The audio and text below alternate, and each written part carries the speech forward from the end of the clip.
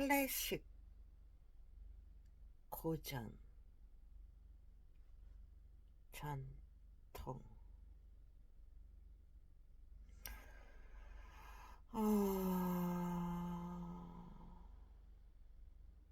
시대를 초월해서 오늘날에도 흥미롭고 재미있고 그 작품이 갖고 있는 가치가 인정되고 존중되어지는 그것.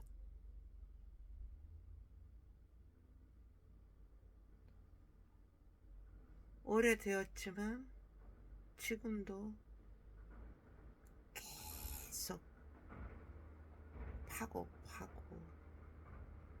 이렇게도 해보고 저렇게도 해보고 하는 것들에 대한 그 가능성이 열려 있는 그러한 것들. 그러나 오래되었다고 다 고전은 아닌 거지. 그래.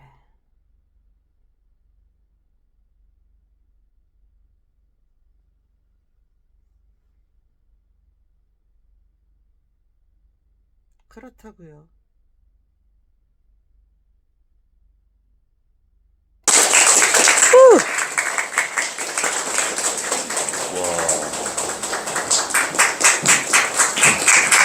오.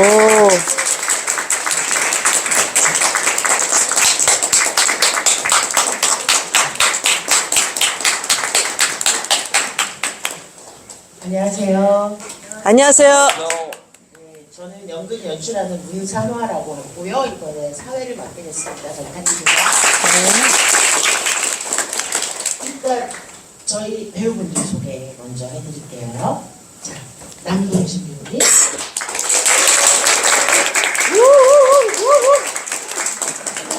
전박찬 배우님.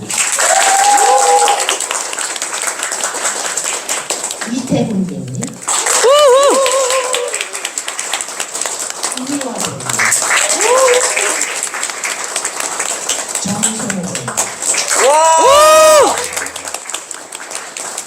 자, 그리고 특별히 저희 리플레이 클래식전에 패널로 참여해주시는 정신분석의학과 전문의 김웅호 원장님. 오. 네, 리플레이 클래식전이 지금 5회차로 마지막인데요. 혹시 이전 거 보신 분? 많이 보셨네요. 혹시 지금 5개째 다 보시는 분도 계세요? 아우, 감사합니다. 대단하다. 저희는 사실은 앞에 거하고는 조금은 접근을 다르게 하고 있습니다. 이렇게 배우들이 오디션 볼 때요, 말하자면 지정 연기가 있고 자유 연기가 있어요. 그죠? 자유 연기는 자기가 했던 것 또는 자기가 잘할 수 있는 것, 레퍼토리로 가지고 있는 거라면, 지정 연기는 대본을 심지어 당일날 줘요. 거기서 이제 오디션을 보는 건데, 말하자면 저희 클래식전은 지정 연기 같은 거였습니다. 그래서 리플레이 클래식전인데 부제가 고전 속의 살인자들이에요.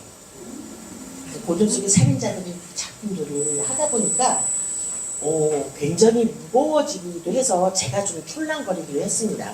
그래서 지금 마지막 앞에는 무슨 뭐 원로전도 있었고 여배우전도 있었고 각양 각색도 있었고 그리고 배우들하고의 어떤 뭐 질문 Q&A도 있고 좀 약간 축제 같은 거였다면 저희는 이제 마지막이기도 하고 조금 있어 보이고 싶어서 약간은 학술적인 접근을 했습니다. 그래서 뭐냐면 지정 대사를 드리면서, 그러니까 이제 보통은 배우분들이 본인이 먼저 작품 인물에 대한 접근을 하고 그 다음에 팀하고 만나서 연출과 또 다른 출연진과 함께 협업을 하게 되죠. 그러니까 지금 말하자면 과정이 있는 거죠. 본인이, 배우 개개인이 이 작품의 인물과 어떤 관점에서 어떤 시간에서 만나지냐라는 그런 과정의 한 부분을 잘라서 보여드리고 싶었습니다. 그래서 리플레이 클래식전, 오늘 마지막으로 그 원로전, 소극장전, 가장 각색전, 여배우전 클래식전에 대해서 마지막 대장정을 마치게 됩니다. 일단 제가 너무 많이 하면 안 될까 시작해보도록 할게요. 그리고 질문 시간이 있을 거예요. 근데 만약에 중간에 막 나 지금 안 물어보면 안 되겠어 그러면 저하고 해주시면 되고요.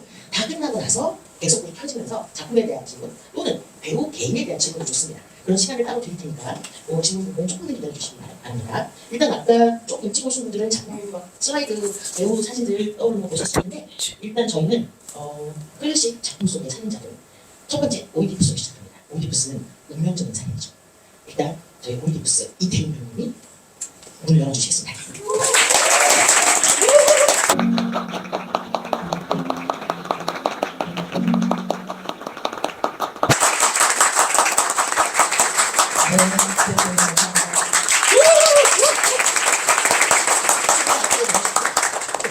네, 오이디푸스는 그리스 비극 3대 작가 중에 하나인 소포클레스가 쓴 작품이죠. 도시국가 테베의 전염병이 돌자 그 왕에게 이걸 해결해 줄 것을 요청하죠, 사람들이. 그래서 그 선왕 라이오스를 죽인 자를 찾으면 모든 문제가 해결된다는 신탁을 받습니다. 그런데 결국 오이디푸스 왕은 선왕 라이오스를 죽인 자가 정작 자신이었고 그리고 어머니인 이오카스테와 결혼했다는 사실을 알게 되죠. 결과적으로 자신이 아버지를 죽이고 친아버지를 죽이고 친어머니를 아내로 삼아 살고 있었다는 것이 드러나자 어머니 이오카스테는 자살을 하고 오이디푸스는 스스로 눈을 찌릅니다. 그러면서 방랑의 길을 떠나죠.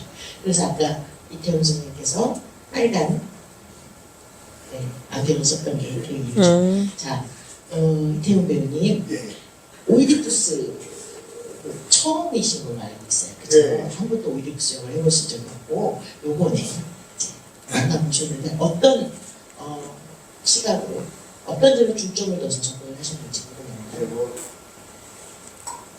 뭐 중점이라기보다 이 작품을 접하고서 물론 가장 중요한 것은 오디푸스가 어머니의 그 목매달 자살한 어머니의 그 핀으로 자기 눈을 들고 광야로 떠난 거잖아. 권력으로 따진다면 이제 모든 것을 다 내려놓고 가는 건데 그 어느 한 시인보다는 이 모놀로그를 좀 전체적으로 이렇게 좀 바라봤으면 좋겠다라는 생각을 해봤어요.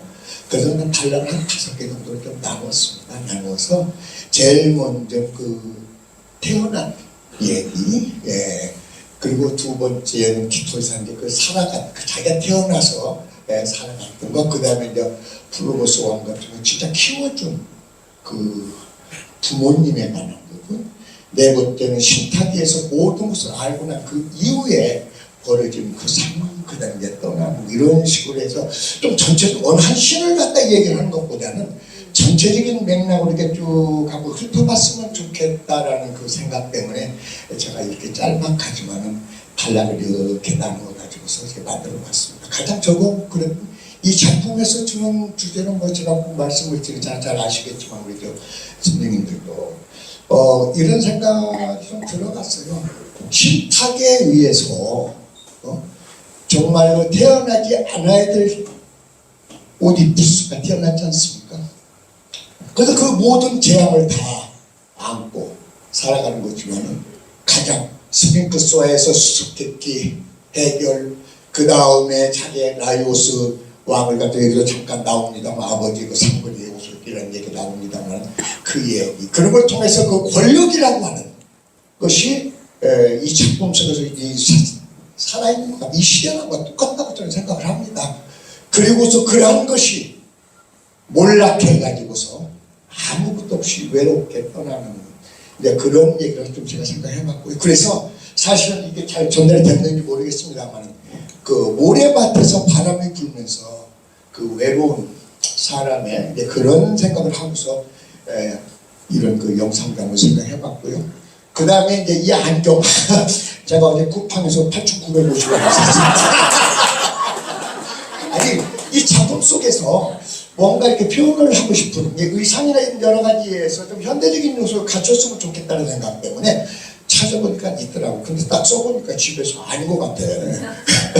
그래서 모델 한번 써보고 하얀 와이셔츠 입어보고 그러니까 나름대로 그 전달하고자 하는 그러한 것이 보인 것 같아서 그런 부분도 썼습니다. 13년을 제가 이 발을 좀 맨발로 반바지 입고 하얀 와이셔츠 쪽에서 가려주면서 여기서 하고 싶었는데 뭐 여건이 그렇지 못해가지고 나름대로 그냥 최선을 다해서 노력을 해봤습니다. 감사합니다.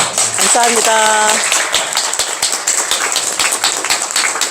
감사합니다. 끝판에 빠른 배송 덕분에 포인트를 줄 수 있습니다. 자, 그럼 오이디푸스에 대해서 그 정신분석학적인 어떤 선생님의 말씀을 정신분석 정리선만 한번 들어보겠습니다. 대원님 감사합니다. 여러분들 오이디푸스 컴플렉스는 알고 계세요? 원래 컴플렉스라는 용어는 칼 융이 쓰기 시작하면서 만들어집니다. 여러분들 일렉트라 컴플렉스는 맞습니다. 오이디푸스 컴플렉스는 그 다음 세대에서, 그러니까 프로이드가 한 이야기를 칼 융이 컴플렉스라는 용어를 만들고 나서 합쳐진 용어입니다.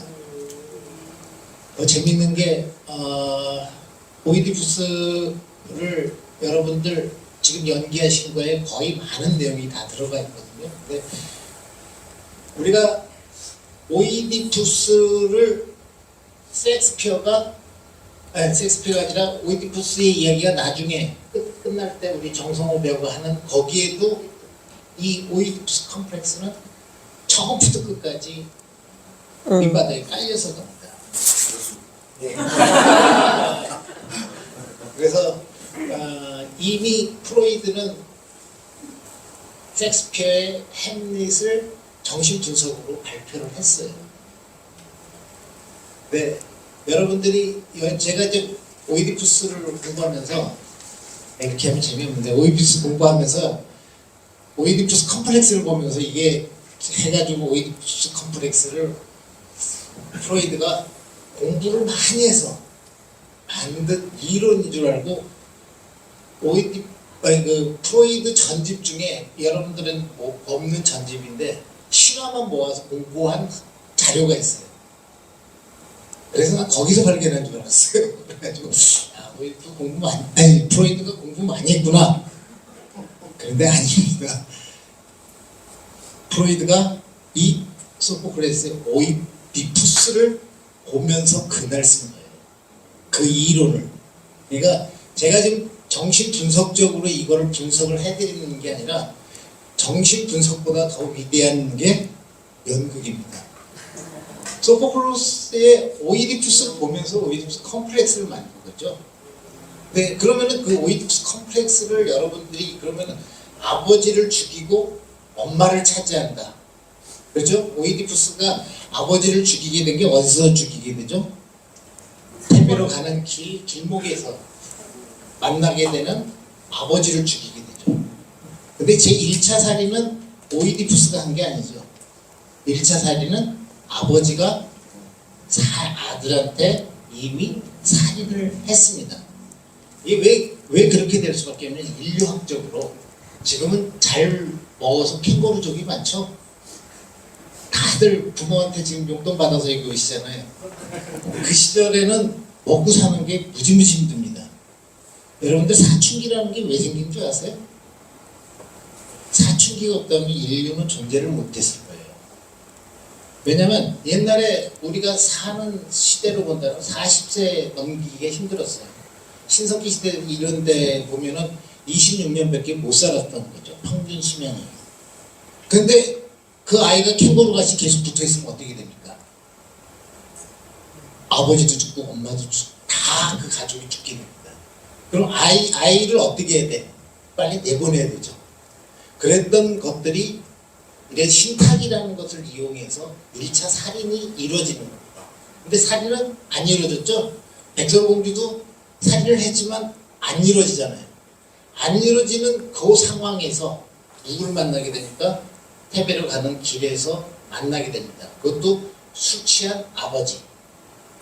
오이디푸스는 오이디푸스에 숨어 있는 건 뭐냐면은 가부장 제도 속에서 아들과의 갈등, 이 사춘기적인 갈등도 거기다가 담아놓은 겁니다. 그러니까 오이디푸스 컴플렉스는 우리가 아버지를 죽이고 어머니를 차지한다. 참 엄청난 일이죠. 엄청난 일인데 이 엄청난 일을 엄청나게 타이트하게 너무나도 소포클레스가 너무 완벽하게 써줬습니다. 쉽게 이야기하면요. 우리가 집에서 아이를 키우다 보면 아이한테 가장 중요한 존재는 누구일까요? 아이가 태어나서 엄마요. 엄마가 존재 이유입니다. 근데 그 엄마가 오늘 우리 그 프로이드 이론에 의하면은 3세까지는 아빠란 존재가 없다고 봅니다. 근데 3세가 되면 아빠란 존재가 나타나는데 그 아빠란 존재가 갑자기 나타나는데 밤만 되면 이상하잖아요. 엄마가 나하고 이제 동안 놀던 엄마가 갑자기 방에 들어가서 너 자라. 그리고 두 사람 사이에서 무슨 일이 벌어지는지 그렇게 되니까 아이는 무슨 마음을 갖게 되겠죠? 저 새끼 누구야? 저 새끼 3살 때 나타난 저 새끼 누구야? 그 아빠가 사라진다 그러면은 이게 동안 존재했던 엄마를 계속 찾아올 수 있게 되는 거죠. 그렇게 되다 보니까 아빠를 죽이려고 한다는 오이디푸스 컴플렉스라는 이론을 아빠를 죽이고 엄마를 찾아하고 싶고 그런 행동으로 나타난다고 프로이드가 분석을 해놓은 겁니다. 뭘 보고? 요소포를 했어요. 오이디푸스 보고서. 신화로 만든 게 아닙니다. 연극 속에 있는 내용을 옮겨놓은 겁니다. 자, 근데 아이는 어떻게 되죠? 아이가 제가 오늘 좀 그래서 좀 야한 얘기를 못하겠고 야한 얘기했다가 큰일 나는 것 같은데 그래서 아이가 아빠를 죽이려고 봤더니 어떤 문제가 생겨요? 예, 저는 이때 이제 티펑 그랜저 얘기를 썼었는데 아이가 아빠를 죽이려고 봤더니 자기가 아빠하고 막 다이다이로 붙으면 어떻게 될 것 같아요? 자기가 죽죠. 자기가 죽죠. 자기가 망가지게 된단 말이죠. 그러니까 그 다음 단계 우리가 안티고네의 그 다음 단계로 넘어가는 오이디푸스 컴플렉스를 극복하는 장치가 뭐냐면 그 아버지를 따라합니다. 아이덴티피케이션 오브 father, 아이덴티피케이션 오브 오소리티 피겨라는 자기가 극복해야 될 대상을 따라하게 되면서 법이라는 게 생긴다고. 프로이드는 그런 이론을 했어요. 아, 그게 안티고네로 이어지는 건가요? 그게 안티고네로 이어지죠. 그게 이제 초자아란 부분과 우리가 아버지를 죽이고 싶은 이드라는 부분의 충돌을 해결하기 위해서 초자를 죽이는 게 아니라 초자한테 수능을 하는 그런 단계가 되죠. 근데 그게 이제 안티고네로 이제 넘어가야 되기 때문에 제 이야기는 여기까지만 하고. 그럼 자연스럽게 예. 이 오이디푸스가 아까 맨 마지막에 크레온에게 부탁을 하죠. 내 두 딸들을 잘 부탁하네. 자, 그런데 정말 그 부탁을 크레온이 들어줬을까요? 그러지 않았습니다. 그 새롭게 왕이 된 크레온이 그 안티고네의 두 오빠, 안티고네는 오이디푸스의 딸이에요. 그러니까 그 오이디푸스 엄마와 자신이 낳은 그 자식이 4명 있어요. 아들 둘이 있었고 딸 둘이 있었어요. 큰 딸이 안티고네입니다. 안티고네 역시 소포클레스가 오이디푸스 다음에 쓴 건데 그 오이디푸스 패밀리 얘기예요. 그런데 전쟁, 그러니까 서로 왕태배로 해서 싸우다가 그 두 오빠가 결국은 죽게 돼요. 근데 왕이 크레온이 누구냐면 이오카스테, 오이디푸스의 엄마이자 부인인 사람의 남동생이에요. 근데 그 사람이 오이디푸스의 아들 둘이 어쨌든 사망하기로 자기가 왕이 되잖아요. 근데 그 큰 아들 하나는 정직으로 묻어주라고 했는데 다른 하나는 반역죄가 좀 있어가지고 못 묻게 합니다.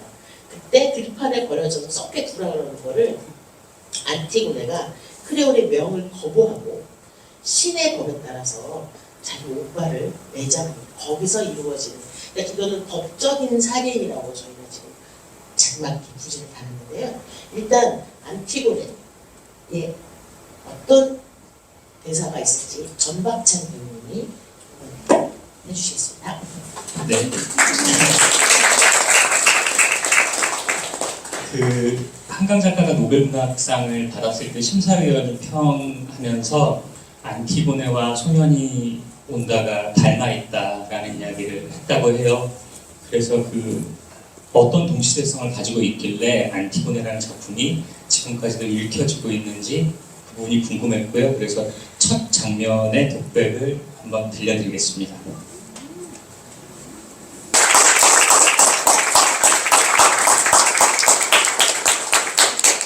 물론 젠더 프리로 하신 거죠. 안티고네.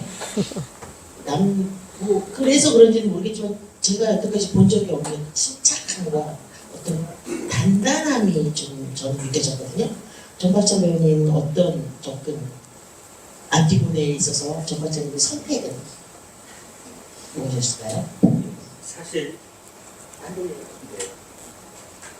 지금은 그 젠더프리가 그렇게 특별한 연극적인 것이 아닌 것 같아요. 굉장히 뭐 자연스럽고 뭐 그렇게 생각이 되고요.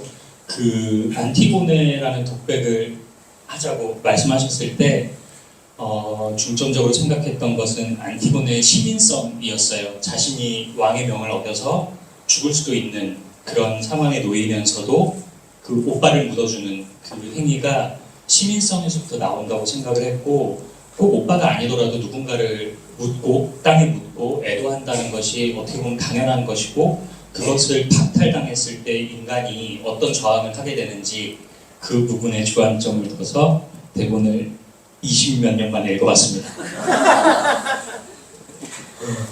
눈빛이 아주 말로 설명할 수 없는 눈빛이어서 또 다른 말을 했던 것 같아요. 이 언어가 아닌 또 다른 안티고네의 심정을 표현해줬던 것 같습니다.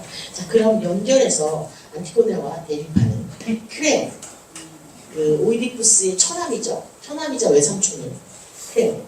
결국은 안티고네를 법적으로 살인하는. 자, 남동진 배우님 부탁드립니다.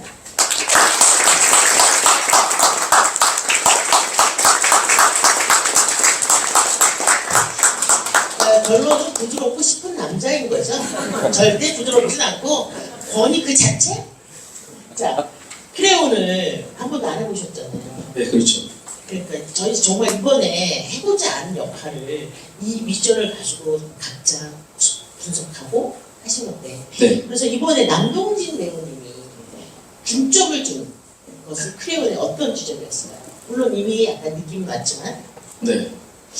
그 크레온 나름대로도 굉장히 이제 정의감이 있죠. 그러니까 나라를 잘 통치하고 싶었었어요. 그렇죠. 그게 이제 뭐 누가 봤을 때는 그게 독재일 수도 있고 뭐 우유부단하지 않고 어쨌든 남의 말을 잘 안 듣고 자기의 성격과 자기의 고집을 갖다가 남한테 설득하는 그런 쪽으로 아마 이제 그렇게 통치를 했던 것 같아요, 나라를. 근데 이제 이렇게 된 이유에 있어서는 크레온이 이제 왕의 권위에 굉장히 위협을 받지 않았을까라는 생각이 들어요.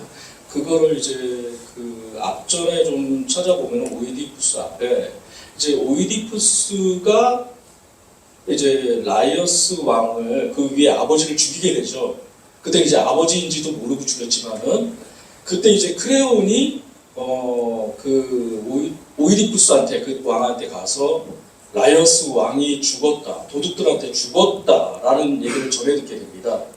그러면서 거기에서 말하는 거는 왕의 권위가 굉장히 무너졌다고 생각을 하게 돼요. 그러면서 그걸 계속 어떠한 권위가 있고 나라를 통치하기 위해서는 어떤 그 강력한 것들이 있어야 된다고 생각을 하고서 그래서 이제 그렇게 나라를 해왔던 것 같습니다.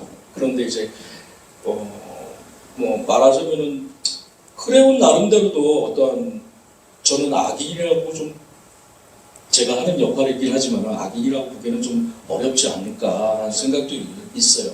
왜냐면 후반부에 여기에서 대사에 나오지는 않지만은 이제 안티고네의 혈육과 그 다음에 그 국가와 가족이라는 것에 되게 갈등을 많이 하거든요. 후반부에 나오지만 그 안티고네를 어쨌든 죽음으로 몰아가지만은 나중에 몰아간 다음에 굉장히 이것이 과연 나라를 위해서 좋은 건지 가족을 위해서 좋은 건지, 그런데 내가 왕이다 보니까 이거를 가족보다 국가가 그 위에 있다라고 생각을 하고서 통치의 개념을 그렇게 가져갔던 거죠. 근데 크레온 나름대로도 되게 아픔이 있지 않을까.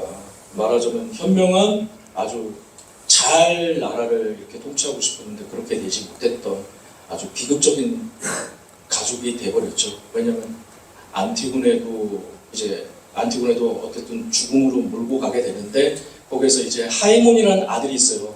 크레온의 아들이 하이몬이 있는데 그 하이몬이 이제 안티고네하고 약혼자인데 아버지를 설득하기 위해서 이제 찾아오는데 아버지가 굉장히 거기에서 듣지도 않고 어쨌든 아들을 완전히 몰아붙이죠. 그러면서 하이몬이 뭐 아버지를 죽이려고 했는데 거기서 이제 실패를 하게 되고 그런 마음을 안 가지면서 자살을 하게 됩니다.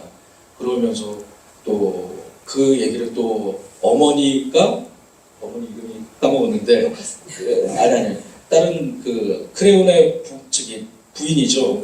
그 얘기를 들으면서 그 가족도 이제 또 어머니도 이제 자살을 하게 되는데 그러면서 굉장히 비극적으로 자기가 나라를 정말 잘 이끌고 가고 싶었으나 가족이 전체가 무너지는 걸 보면서 거기서 굉장히 이제 회의감을 느끼게 되면서 인간적인 고뇌를 아주 되게 참회를 하고 있는 에오리디크네요. 예, 맞습니다. 에오리디케. 아름다운 부인인데 지금 이제 예. 그렇습니다. 굉장히 복잡하죠. 예. 원래 하이몬이 있고 또 그 위에 또 이제 밑에 자식들이 있습니다. 또. 근데 이제 하이몬과 에오리디케만 이제 조금 더 위로 올려주세요. 예, 자살하게 되죠. 안 되네. 네, 안티고네하고 이제 하이몬하고 좋은 관계인데 뭐 이렇게 어쨌든 비극적으로 끝나게 됩니다. 아주. 그런데 이제 제가 이 악인전이라고 하니까 좀 중점을 줬더니 내 나름대로는 그래도 정의감이 있는데 그래도 좀 못되게 보여야 되지 않을까 해서 좀 약간 여러분들한테 날카롭게 아니면 좀 못되게 샤우팅하면서 좀 시끄러웠지만 마이크까지 쓰면서 제가 예, 여러분들한테 들려드린 것 같습니다. 하지만 저는 크레온을 참 매력적인 인물이라고 생각해요. 예, 나름대로 정의감이 있었던 것 같습니다. 네. 예, 괜찮습니까? 그럼요. 예. 감사합니다. 그러니까 참 이 핏줄이 오이디푸스 가문이 아까도 가게들을 보셨지만 참 답이 안 나오는 네 막장 지금으로 지금 막장더라고요. 사실 이런 고전의 이런 비극 작품들이 지금도 다 재생산되고 있어요. 지금 현대적인 작품에서도.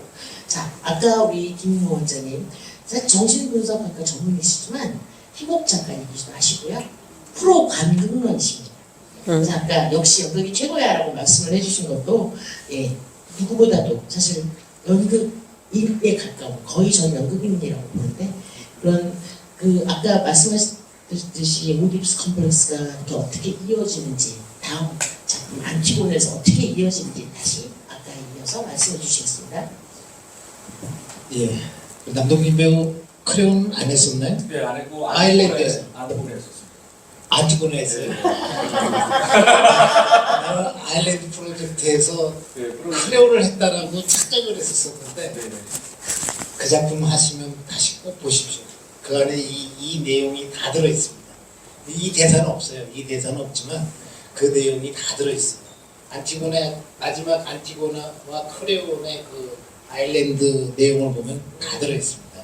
근데 우리 남동진 배우가 크레온을 변명을 해줬는데 크레온과 안티고네는 살인을 했나요? 법적으로. 없죠. 살인을 안 했습니다. 둘 다.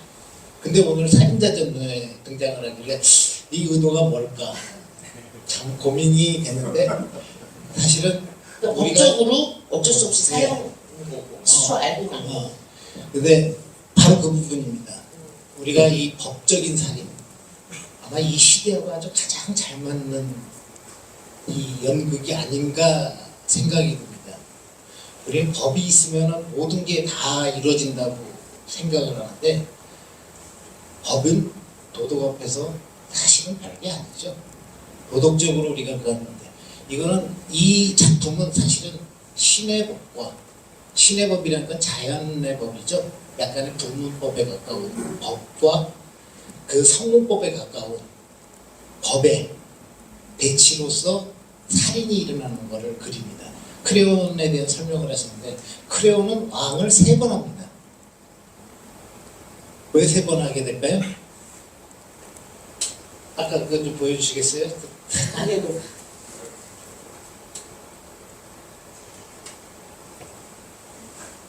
그러니까 원장님 설명해 주세요. 아니요, 요거 다음 족보. 라이오스가 사실은 우리 오이디푸스를 만나게 되게 된 거는 라이오스가 신탁을 해결하기 위해서 신전을 찾아가다가 거기서 술 먹고 오이디푸스를 만나게 되는데 거기서 살인이 일어납니다. 그 신탁을 가게 되면 어떻게 해야 돼요? 왕을 맡기게 되죠. 그래서 크레온은 첫 번째 왕을 하게 됩니다. 크레온이 그때 왕이었습니다. 그러니까 라이오스가 죽고 나서 라이오스 죽기 전에 죽기 전에 맡깁니다. 음. 맡겼는데 그때 스핑크스에 의해서 자꾸 테베 입구에서 스핑크스가 사람을 죽이죠. 어? 아침엔 4다리로, 점심엔 2다리로, 저녁에는 3다리로라는 이야기를 해가지고 그거를 마친 사람한테 크레온이 약속을 합니다. 내 왕권을 줄 거고 그 다음에 지금 라이오스의 부인인 이오카스테 죽었다는 소식은 이미 들었어요. 이오카스테를 주겠다라고 하는데 스핑크스를 죽인 게 오이디푸스입니다. 아버지를 죽이고 왕권을 잡은 거죠. 아버지를 죽이고 왕권을 잡게 되니까 이오카스테가 되죠. 근데 다시 거기에 문제가 되니까 신탁을 또 의뢰를 합니다. 왜 스핑크스에서 됐던 그 신탁은 해결이 됐죠. 그렇지만 이제 문제는 해결됐지만 오이디푸스가 왕이 돼 있는데 계속 문제가 되니까 이게 문제가 있다 그렇게 돼가지고 결국에 어떻게 됩니까? 그 신탁을 해가지고 알게 된 내용이 아까 이야기했던 오이디푸스 컴플렉스라는 거예요. 자, 오이디푸스 컴플렉스가 오이디푸스의 그 살인이 일어나게 되니까 눈을 찌르고 아까 이렇게 가셨잖아요. 가게 되면 그때 누가 되냐면 또 다시 크레온이 왕이 됩니다. 두 번째 왕을 하게 되죠. 크레온이 왕이 됐는데 그래도 그때 당시에 크레온은 또 아들 둘 있죠. 오이디푸스의 두 아들한테 물려주는데 이때 뭐가 일어나냐면 첫 번째 아들한테 안 주고 두 번째 아들한테 줍니다. 왜 두 번째 아들한테 주냐? 이 왕이 되고 이제 줬는데 자기가 섭정할 수 있는 거는 둘째 아들이죠. 섭정을 하기 위해서 했는데 거기에 대해서 1년하고 바꾸기로 했는데 안 바꾸게 됩니다. 자기도 법을 어긴 거죠. 어겨놓고 그 다음에 하니까 전쟁을 일으켜서 죽이게끔 하고 큰아들을 킹장이라는 제도로 사실은 킹장으로 그냥 놔둔 건데 그거를 안티고네가 해서 묻어주게 되죠. 여기서 재밌는 게 뭐냐면은 크레온은 계속 2인자였어요.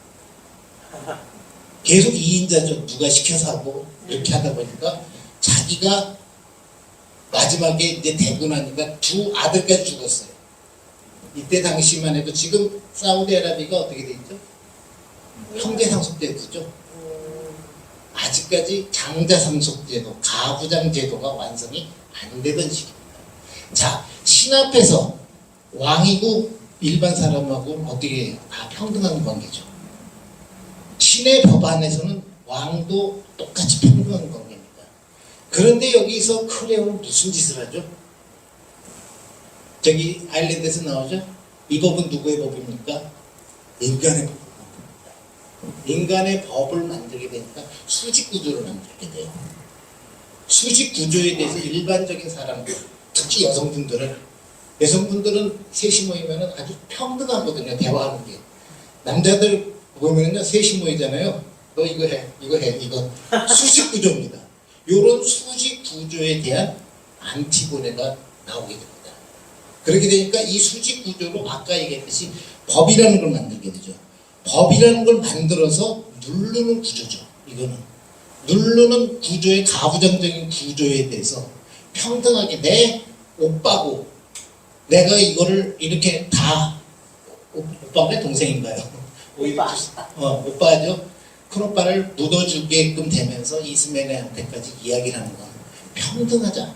우리가 평등한 관계로서 아직까지 가부장적인 제도가 아닌 모계 중심의 사회에서 살게끔 하는 거니까 평등으로 가자가 되는 거니까 이거는 아까 얘기한 크레온의 입장에서는 어떤 걸까요? 정권에 대한 도전이죠. 이제 가부장을 만들려고 그러는데 이렇게 되는 거니까 있죠. 근데 결국에는 어떻게 되죠? 살인을 안 한 건데 결론적으로 자살을 하게끔 만들죠. 여기서 더 중요한 게 나옵니다. 이 자살이라는 거. 지금 요즘에 우리 제일 큰 문제가 제가 자살 예방 센터에서 그 강의를 했을 때 항상 하는 게 안티고네의 자살은 지금도 살인을 하고 있어요. 안티고네가 자살로서 모든 걸 자기가 변명을 했죠. 그렇게 되니까 어떻게 돼요? 하이먼도 죽었죠. 에우리디케도 죽었죠. 그리고 많은 사람들이 죽게 됩니다. 안티고네는 자기를 죽인 게 아니라 그 자기를 죽임으로 저항한 법에 대해서 저항한 그거를 통해서 진짜 살인을 하고 있다. 지금 너무나도 많은 사람들이 저항하고 살아야 되는데 너무나도 많은 사람들이 쉽게 죽어요. 안티고네가 안티고네 때문에라는 것은 하지만 원래 여러분 안티라는 게 안티고네에서 나온 거 알죠? 우리가 안티하는 그 안티고네가 그런 뜻이기 때문에 심리학적으로 본다 그러면은 엄청나게 힘들었던 신의 법과 인간의 법 사이에서 갈등을 했던 안티고나와 크레온이라는 거죠. 근데 이게 아까 말씀하셨던 오이디푸스 컴플렉스랑 어떻게 연결이 되는 게 뭐냐면은 오이디푸스 컴플렉스에서 내가 아버지를 죽이게 되면 어떻게 되죠? 그건 나만 망가지죠. 난 요만한데 저 사람한테 그거 하게 되니까 그 다음엔 뭘 하게 되니까. 그래서 순종이라는 걸 합니다. 아까 identification of father, authority figure에 대한 순종을 하게 되는 게 그게 법인 거죠. 그래서 초자를 죽이는 것보다는 초자에게 순응을 하게끔 하는 법이라는 거를 오이디푸스를 통해서 이야기했습니다. 근데 그 법을 어떻게 하고 있어요? 순종하는 거를 거부하고 인간이 평등하게 같이 가자. 우리가 이고로서 살자. 이도와 슈퍼 이고로 살지 말고 이고로서 살자는 거를 그 이고를 크레온은 슈퍼 이고로서 죽이게 되죠. 예, 거기서 보면 그게 이제 디프레션의 원인이 되는 건데 여기까지 가면 너무 복잡하니까. 네, 여기까지. 자, 그래서 저희가 각자 독백을 준비하셨지만 실질적으로 두 사람이 진짜 이렇게 맞닥거리 하는 부분은 사실 그 대본을 정했지만 연습은 안 했어요. 그래서 거의 즉흥이라고 할 수 있습니다. 자, 두 분 여기서 한번 맞닥거려 볼까요? 쑥스럽네요.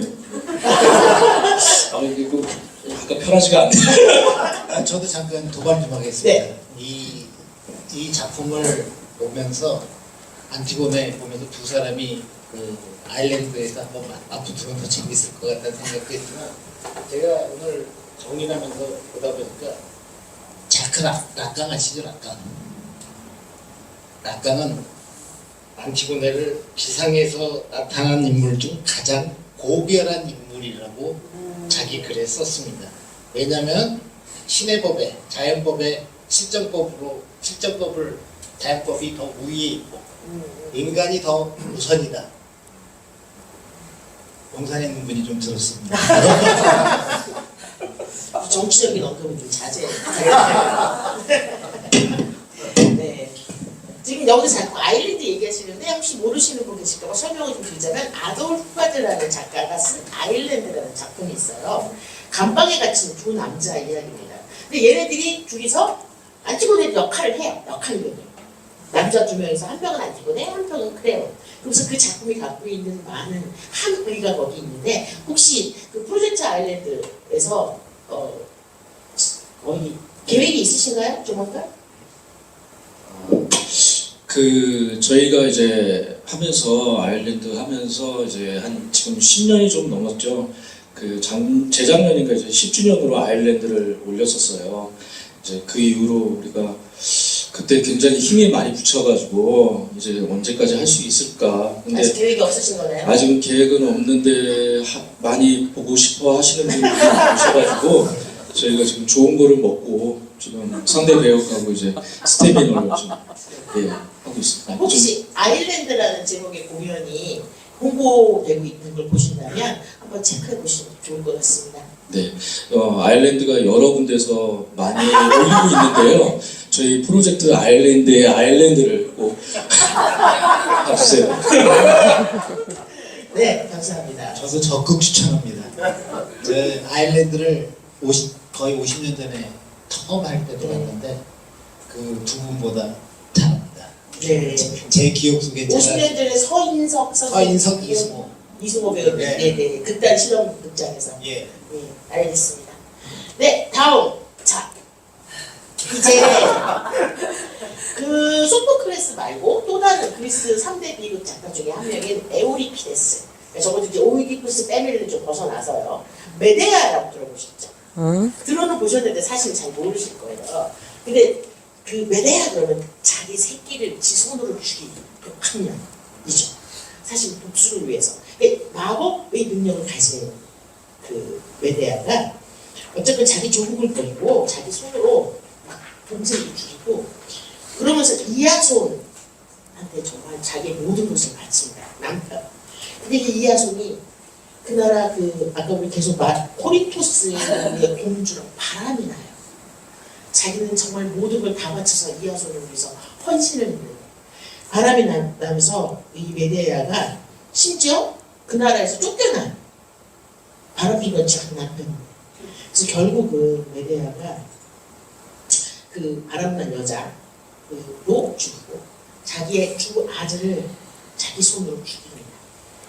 왜? 이하손에게 자신이 겪은 고통을 똑같이 겪게 해주기 위한 복수라고 하면서 죽입니다. 그래서 그 메데아를 일단 우리 우미화 배우님께서 독백으로 열어주실 건데 독백을 열기 전에 일단 여기 크레용은 우리가 아까 만난 그 크레용이 아니에요. 다른 크레용이에요. 그 크레용한테 추방되는 장면부터 시작해서 자연스럽게 독백으로 이어질 겁니다. 부탁드립니다.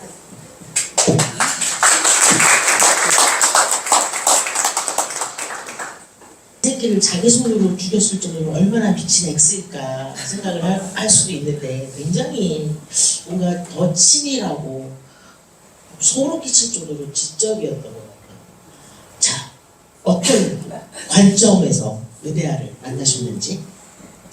어떠한 관점이라기보다는 저도 메데아를 우리 찬 배우가 20년 만에 안티고네 읽은 것처럼 저도 공연만 보다가 희곡집을 제대로 처음 읽었거든요. 그리고 자료를 찾다 보니까 드라마 부부의 세계 다 보시거나 알고 계실 텐데 부부의 세계의 원작이 영국 드라마의 닥터 포스터라는 작품의 원작 드라마인데 그 작품이 메디아를 모티브로 한 작품이었더라고요. 그러니까 사실 그 드라마에서 그 순간이 저도 살짝 생각이 나는데 그 김혜애 배우가 남편한테 막 남편이 그런 말도 하죠. 사랑이 죄야! 그쵸. 죄입니다. 근데 너한테 고통을 주기 위해서 아들을 마치 죽은 것처럼 약간 위장하는 그런 장면이 있었던 거 기억이 나더라고요.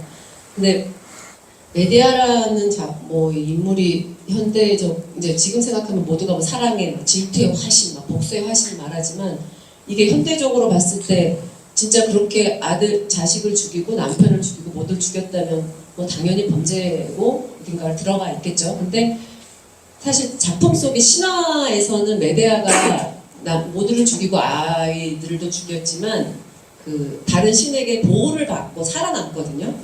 뭐 신화 속에서는 그렇지만 사실 현대 사회에서는 그렇게 생각할 수가 없을 것 같고 그 작품 속에서는 어떤 복수와 모든 고통과 사랑의 배신에 대한 고통이 극에 달한 어떤 선택을 살인으로 저지르지만 그게 그냥 문학 작품 속의 상징이라고 저는 생각이 들었고 사실 그러니까 얼마나 고통스러웠을까 얼마나 그게 배반감이 심했을까 그러니까 인간적으로 생각했을 때 그것이 어떤 상징적으로 아이를 죽이고 모두를 죽이는 걸로 이제 그렇게 만들어졌다고 생각했고 신화 속에는 메디아가 살았지만 사실 현대의 지금의 그 메디아라는 인물이 있다면 그렇게 복수를 저지르고 사실 본인이 스스로 선택을 본인도 그런 선택을 하지 않았을까라는 생각이 들었어요. 그리고 아까 말씀하신 것처럼 뭐 일부러 어떤 그런 차분하고 지적인 거를 캐릭터로 생각하진 않았고,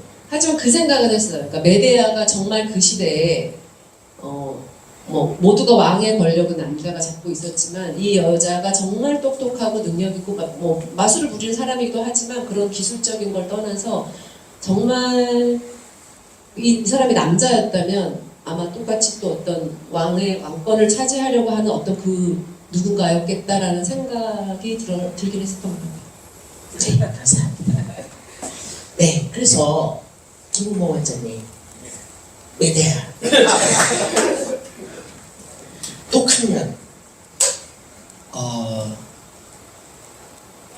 제가 그래서 좀 우리 우미아 배우님이 이야기하는 거를 좀 오감을 해드리기 위해서 다른 자료를 좀 찾아봤습니다.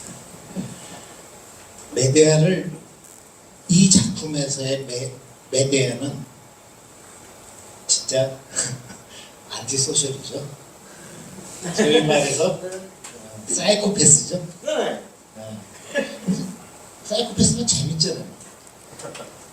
여러분 막장 드라마가 재밌죠. 네. 막장 드라마 보면은 여러분들 눈을 못 떼잖아요. 재미는 있어요. 이 작가가 그 시대의 막장 드라마 작가였습니다. 에우리피데스요? 예. 3대 비극을 쓰는데 막장을 주로 하는 작가라는 게, 여러분들 소포클레스한테 엘렉트라가 있고 똑같은 작품이 엘렉트라가 있습니다.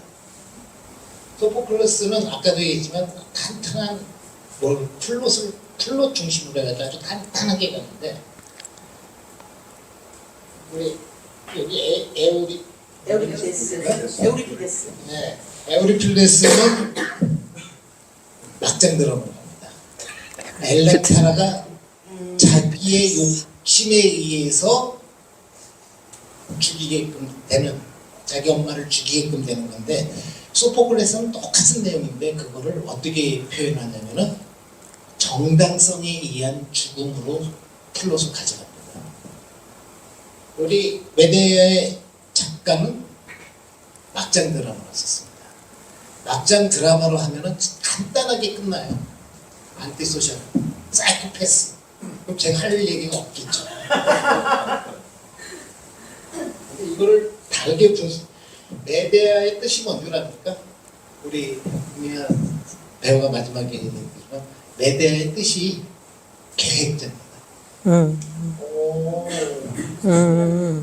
계획자가 음모가라는 뜻이에요.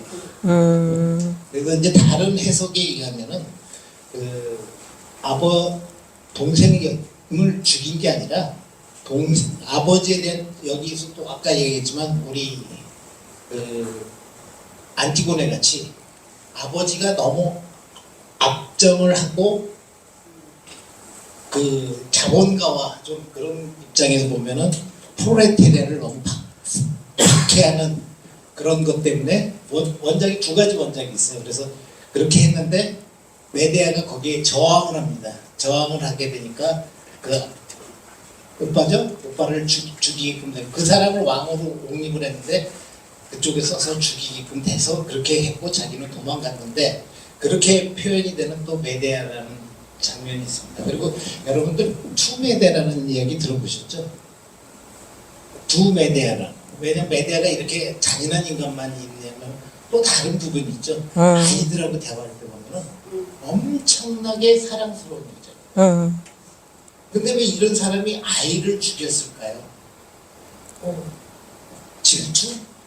이거는 우리 질투에 의해서 이게 살인을 했다라는 단순한 걸로 간다 그러면은 이 문제는 해결이 안 됩니다. 자, 여자에게 있어서, 여성에게 있어서 자식은 뭘까요?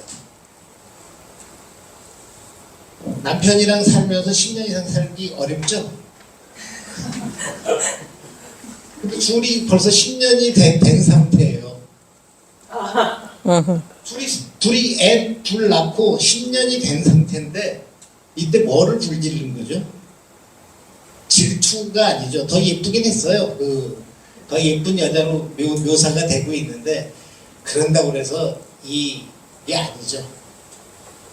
이거는 질투보다는 배신에 대한 분노만. 내가 너를 어떻게 만들었는데 네가 나를 거기다가 여자까지 그럼 너의 존재를 없애기 위해서 아이를까지 없애버리면 그러니까 복수에 대한 개념으로 보면 눈이 먼 거죠. 그래도 사이코패스입니다. 이거는. 사이코패스 맞나요? 근데 사이코패스가 아니라는 게 나오죠. 아까 얘기했다시피 투메다에서 나왔듯이 사이코패스의 성격을 가지고 있는 사람들은 잠시도 가만히 못 있습니다. 10년이라는 세월을 못 지내요. 10년 전에 자기 머릿속에서 자꾸 뭔가 그런 충동이 있고 다른 문제가 있어야 되는데 너무나도 잘 지내고 있죠. 코린토스 왕이 장난 놀기 전까지 아까 크레온이 장난 놀기 전까지만 해도 그렇기 때문에 저는 사이코패스보다는 정신분석적으로 본다 그러면 메데아는 정말 똑똑한 여자인데 자꾸 그 사람 이름이 생각이 안 나네. 아니. 뒤에서 나오지만 에우리피데스. 에우리피데스가 시대적으로 메데아를 너무 드라마로 그렇게 만들었다. 그래서 그거에 대해서 그 영화에서는 다르게 번역한 게 크리스트 올프라는 사람이 꼭 그렇지만 않다. 라는 이야기를 했습니다. 왜 제가 이 얘기를 했냐면 남자와 여자의 원초적인 망상이 다른 거 아세요?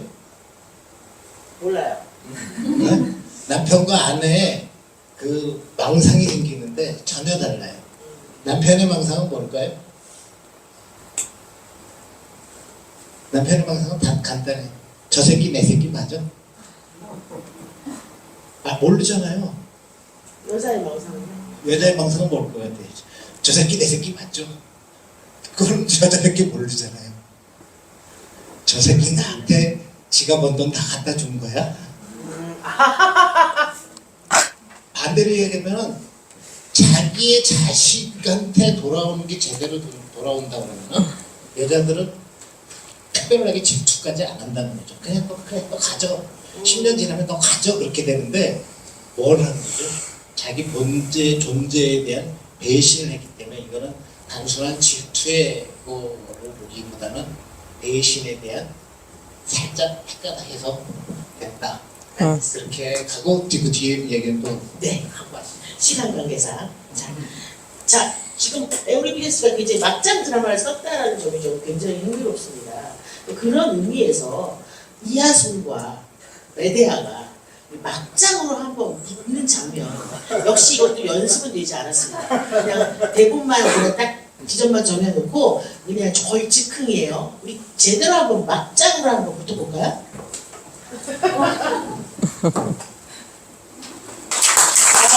마지막 세븐이에요.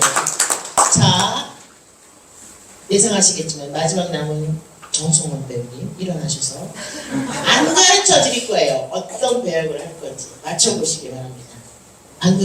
방금은 이하손으로 열연을 해주신 거고요. 지금 이제 다른 작품, 다른 배역으로 독백을 해주시겠습니다.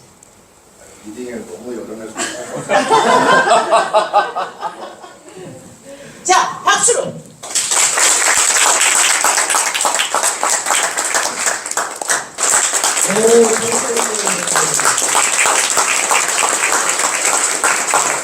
자, 어떤 연극의 어떤 인물일지 예측이 가능하시죠?